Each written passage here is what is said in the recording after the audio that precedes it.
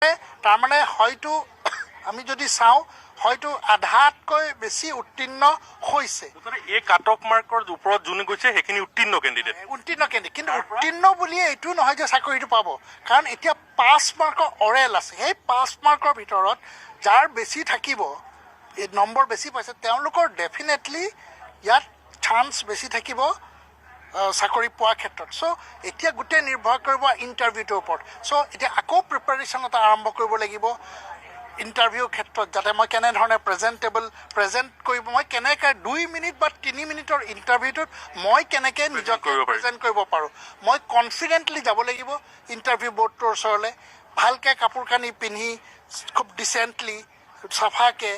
confidence লাগিব আত্মবিশ্বাস লাগিব গৈ পেলাই নমস্কাৰ এটা কৈ বহিবলৈ দিলে বহিব এই যোনখিনি নিয়মাৱলী থাকে অকণমান মই ভাবোঁ ইউটিউব এতিয়া চাব লাগে যেনেকৈ IAS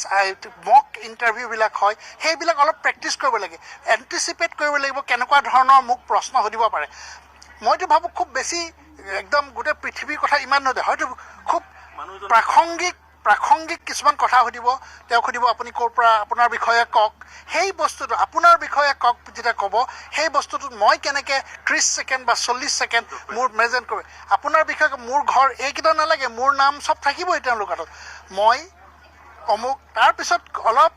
প্ৰেক্টিচ কৰিব লাগিব এইবিলাক বস্তু যদি গুৰুত্ব দিয়ে তেতিয়াহ'লে 5 নম্বৰ ভিতৰত 4 নম্বৰ পোৱাৰ কাৰণেও মই ভাবোঁ সুবিধা হ'ব চ'